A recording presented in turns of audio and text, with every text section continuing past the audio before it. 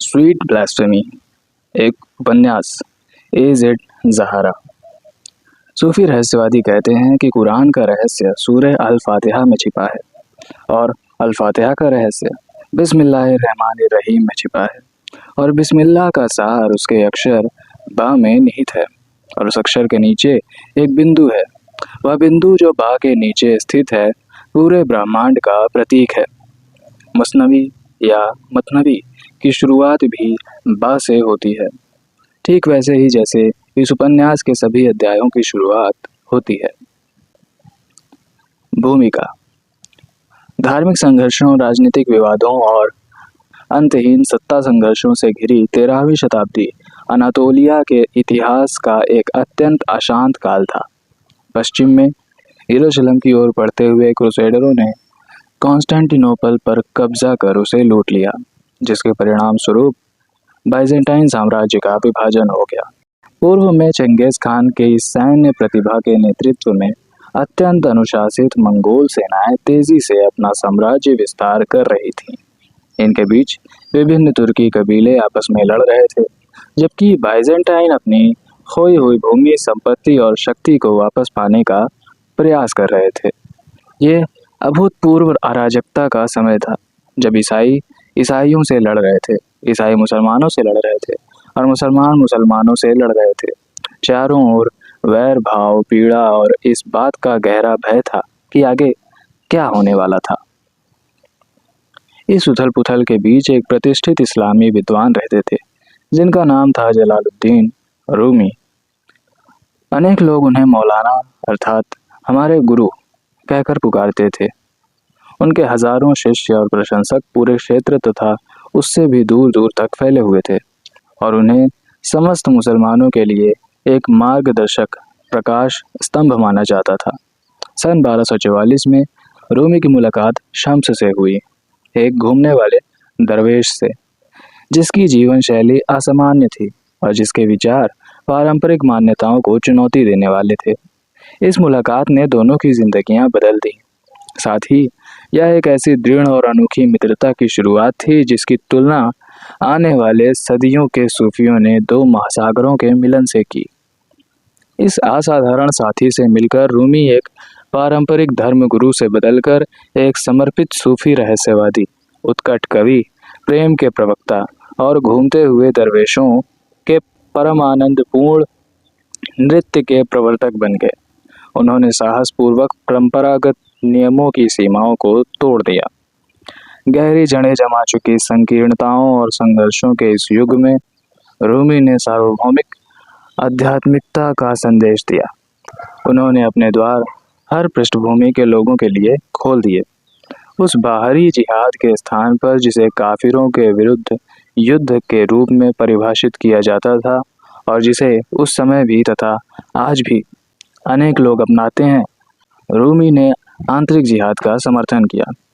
ये वह संघर्ष था जिसका उद्देश्य अपने अहंकार अर्थात नफ्स पर विजय प्राप्त करना था। हालांकि सभी लोगों ने इन विचारों का स्वागत नहीं किया, ठीक वैसे ही जैसे सभी लोग अपने हृदय प्रेम के लिए नहीं खोलते। शम्स और रूमी के बीच का शक्तिशाली आध्यात्मिक संबंध अफवाहों, बदनामी और हमलों का निशाना बन गया। उन्हें गलत समझा गया, उनसे ईर्ष्या की गई, उनकी निंदा की गई और अंततः उन्हीं लोगों ने उन्हें धोखा दिया जो उनके सबसे निकट थे। उनकी मुलाकात के केवल 3 वर्ष बाद वे दुखद रूप से एक दूसरे से अलग हो गए। लेकिन कहानी वहीं समाप्त नहीं हुई। सच तो यह है कि इसका कभी कोई अंत हुआ ही नहीं। लगभग 800 वर्ष बाद भी शम्स और रूमी की आत्माएं आज भी जीवित हैं, कहीं हमारे बीच घूमती हुई, नृत्य करती हुई, अपनी उपस्थिति दर्ज कराती हुई। हत्यारा, द किलर। अलेक्जेंड्रिया, नवंबर 1252। एक कुएं के अंधेरे पानी के नीचे अब वह मर चुका है, फिर भी उसकी आंखें मेरा पीछा करती रहती हैं। जहाँ भी मैं जाता हूँ वे दो काले तारों की तरह चमकती और भयावह लगती हैं, मानो आसमान में मेरे ऊपर टंगी हैं। मैं अलेक्जेंड्रिया इस उम्मीद से आया था कि यदि मैं पर्याप्त दूर चला जाऊं तो शायद इस चुभती हुई याद से बच सकूं और अपने मन में गूंजती उस चीख को भुला सकूं। वह आखिरी चीख जो उसने निकाली थी जब उसके चेहरे से खून उतर गया था। उसकी आंखें बाहर निकल आई थीं और उसका गला एक अधूरी सांस के साथ बंद हो गया था। वह एक छुरा घोंपे गए आदमी की विदाई थी, एक फंसे हुए भेड़िए की हूक। जब तुम किसी की हत्या करते हो तो उस व्यक्ति का कुछ हिस्सा तुम्हारे भीतर आ जाता है, एक आह, एक गंध या कोई हाव भाव। मैं इसे पीड़ित का अभिशाप कहता हूँ। वह तुम्हारे शरीर से चिपक जाता है और तुम्हारी त्वचा के भीतर तक समा जाता है, तुम्हारे दिल तक पहुंच जाता है और इस तरह तुम्हारे अंदर जीवित रहता है। सड़क पर मुझे देखने वाले लोग ये नहीं जान सकते, लेकिन मैं अपने साथ उन सभी लोगों के निशान लिए घूमता हूँ जिन्हें मैंने मारा है। मैं उन्हें अपने गले में अदृश्य हारों की तरह पहनता हूँ, उनकी मौजूदगी को अपनी त्वचा पर महसूस करता हूँ, भारी और कसकर लिपटी हुई। हालांकि ये बोझ असहज लगता है, फिर भी मैं इसके साथ जीने का आदी हो चुका हूँ और इसे अपने काम का हिस्सा मान चुका हूँ। जब से कैन ने एबेल की हत्या की थी, तब से हर हत्यारे के भीतर उसके द्वारा मारा गया व्यक्ति सांस लेता है। इतना तो मैं जानता हूँ। अब ये मुझे परेशान नहीं करता, कम से कम पहले नहीं करता था। लेकिन फिर आखिरी घटना के बाद मैं इतना बुरी तरह क्यों हिल गया? इस बार सब कुछ शुरू से ही अलग था। उदाहरण के लिए ये देखिए कि मुझे ये काम कैसे मिला, या यूं कहूँ कि ये काम मुझे कैसे मिला। 1248 की शुरुआती वसंत ऋतु में मैं कोन्या में एक वेश्यालय की मालकिन के लिए काम करता था, एक उभयलिंगी व्यक्ति जो अपने क्रोध और उग्र स्वभाव के लिए मशहूर थी। मेरा काम था वेश्याओं को नियंत्रण में रखना और उन ग्राहकों को डराना जो ठीक से व्यवहार नहीं करते थे। मुझे वह दिन आज भी साफ साफ याद है। मैं एक वेश्या का पीछा कर रहा था जो भगवान की तलाश में वेश्यालय से भाग गई थी। वह एक सुंदर युवा स्त्री थी और यह बात किसी तरह मेरा दिल तोड़ रही थी, क्योंकि जब मैं उसे पकड़ता तो मुझे उसका चेहरा इतनी बुरी तरह बिगाड़ना था कि कोई भी पुरुष फिर कभी उसकी ओर देखना न चाहे। मैं उस मूर्ख औरत को पकड़ने ही वाला था कि तभी मुझे अपने दरवाजे की चौखट पर एक रहस्यमयी पत्र मिला। मैंने कभी पढ़ना लिखना नहीं सीखा था, इसलिए मैं उसे मदरसे में ले गया, जहां मैंने एक छात्र को पैसे देकर वह पत्र पढ़वाया। वह एक गुमनाम पत्र निकला जिस पर हस्ताक्षर थे, कुछ सच्चे विश्वासियों की ओर से। पत्र में लिखा था, हमें एक भरोसेमंद स्रोत से पता चला है कि तुम कहाँ से आए हो और वास्तव में कौन हो। असैसिनो, हत्यारों के गुप्त संगठन के एक पूर्व सदस्य। हमें यह भी पता है कि हसन सब्बाह की मृत्यु और तुम्हारे नेताओं की कैद के बाद तुम्हारा संगठन पहले जैसा नहीं रहा। तुम उत्पीड़न से बचने के लिए कोन्या आए थे और तब से भेष बदल कर रह रहे हो। पत्र में आगे लिखा था कि एक अत्यंत महत्वपूर्ण मामले में मेरी सेवाओं की तत्काल आवश्यकता है। उसने आश्वासन दिया कि भुगतान संतोषजनक होगा।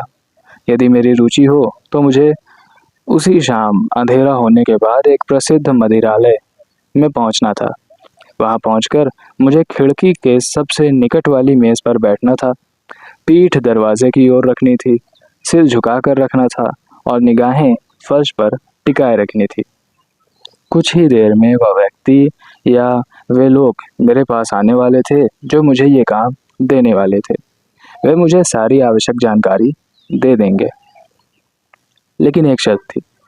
जब वे आए और हमारी पूरी बातचीत के दौरान किसी भी क्षण मुझे सिर उठाकर उनके चेहरे की ओर नहीं देखना था। ये एक अजीब पत्र था, लेकिन मैं ग्राहकों की विचित्र मांगों का आदी था।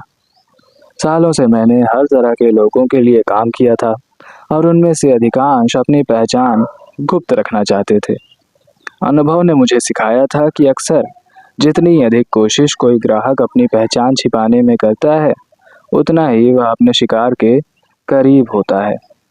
लेकिन ये मेरा मामला नहीं था। मेरा काम हत्या करना था। मुझे अपने काम के पीछे के कारणों की जांच पड़ताल नहीं करनी थी। कई वर्ष पहले अलामुत छोड़ने के बाद मैंने अपने लिए यही जीवन चुना था। वैसे भी मैं बहुत कम सवाल पूछता हूँ। क्यों पूछूं?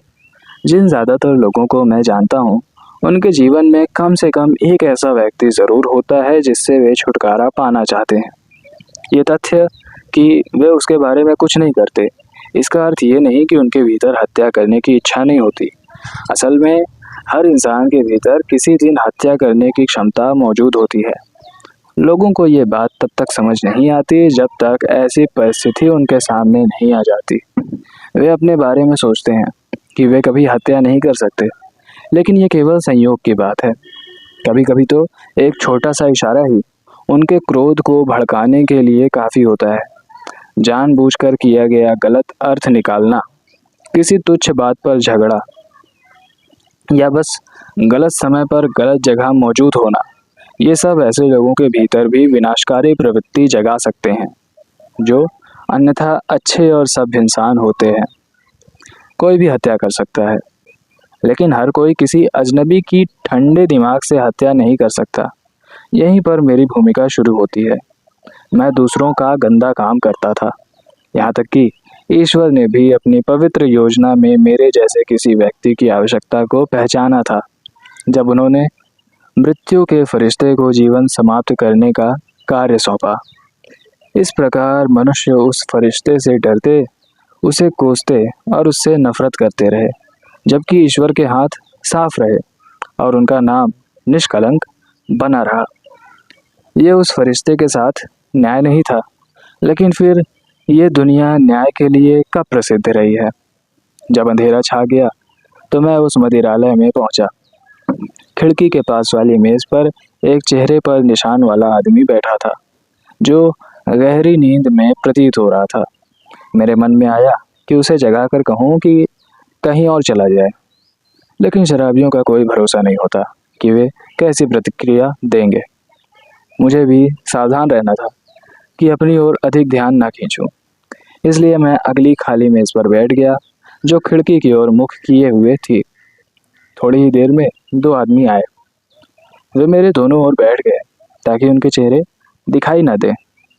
मुझे उनकी ओर देखने की ज़रूरत नहीं थी।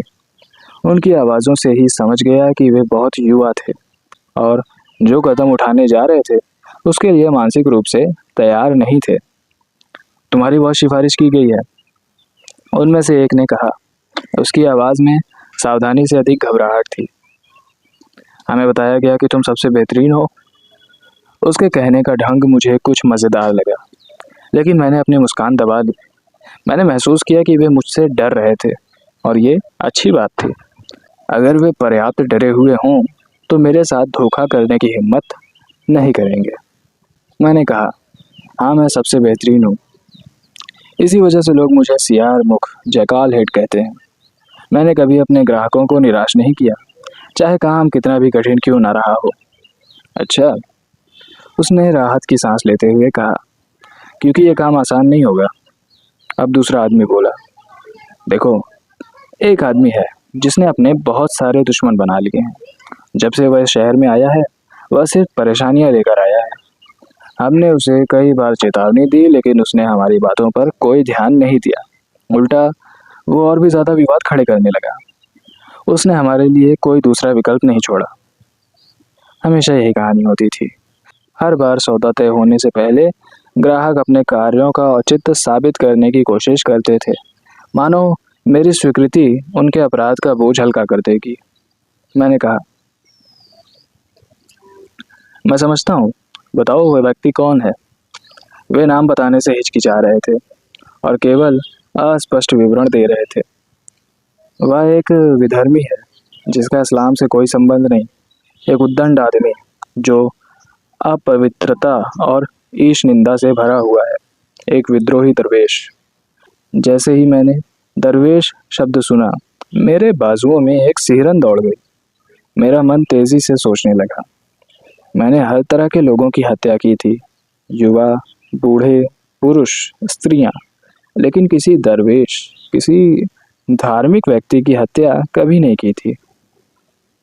मेरे अपने अंधविश्वास थे और मैं ईश्वर का क्रोध अपने ऊपर नहीं लाना चाहता था, क्योंकि तमाम बातों के बावजूद मैं ईश्वर पर विश्वास करता था।